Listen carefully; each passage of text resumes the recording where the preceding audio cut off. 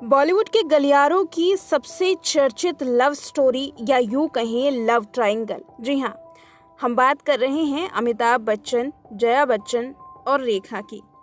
इनके कई सारे किस्से बॉलीवुड में जग जाहिर हैं, लेकिन कुछ ऐसे किस्से भी हैं जो अनसुने हैं, अनकहे हैं। इसी में से एक किस्सा आज हम आपके सामने लेकर के आए हैं, जिसमें घटना है 1980 की, जब रेखा को देखते ही जया बच्चन फूट फूट कर रोने लगी थी।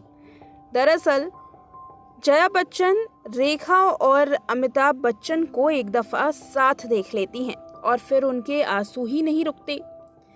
वो दिन था 22 जनवरी 1980 का, जब ऋषि कपूर और नीतू कपूर की शादी हुई थी।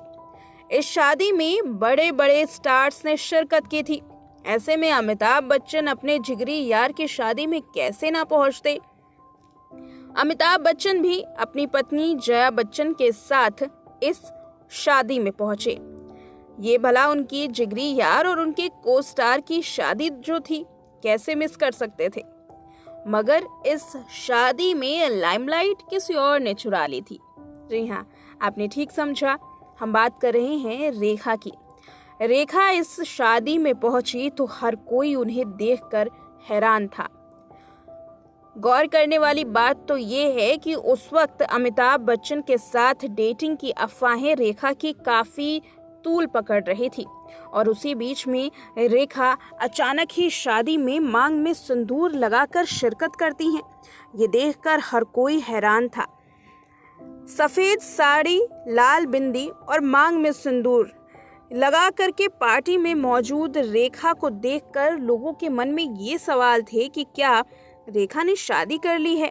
मैरिड कपल को बधाई देने के लिए रेखा जैसे ही आई, हर किसी के मन में ये सवाल बैठ गया कि क्या रेखा ने शादी कर ली तो आखिर किससे, किसके नाम का सिंदूर रेखा अपने मांग में लगाकर चल रही हैं।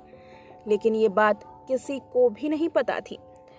उस शादी में रेखा ने अमिताभ बच्चन से हल्की बात भी की थी। बस जया बच्चन ने उनकी इसी बात को देख लिया। एक तो रेखा के मांग में सिंदूर और दूसरा अमिताभ बच्चन के साथ बात करना, और उस पर वो भी उस समय जब रेखा और अमिताभ बच्चन की डेटिंग की अफवाहें जोरों पर थी। जया बच्चन इस सारी बात को सह नहीं पाई और अंदर अंदर ही हिल गई। स्टारडस्ट की रिपोर्ट के मुताबिक जया बच्चन को ये बात बिल्कुल भी पसंद नहीं थी कि रेखा अमिताभ बच्चन से बात करे, लेकिन क्योंकि पार्टी में अमिताभ बच्चन रेखा से थोड़ी बहुत बात कर रहे थे, इसे देखकर रेखा की आंखों से आंसू झलक आए और उन्होंने अपना सर नीचे करके आंसू पोंछा। उस वक्त सब ये सोचने के लिए मजबूर थे कि रेखा ने अपनी मांग में सिंदूर क्यों भरा है।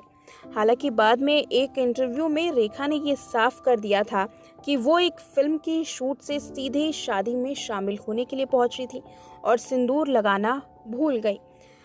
लेकिन सोचने वाली बात तो ये है कि क्या सच में रेखा सिंदूर हटाना भूल गई थी, या फिर वो जानबूझकर सिंदूर लगाकर पार्टी में पहुंची थी।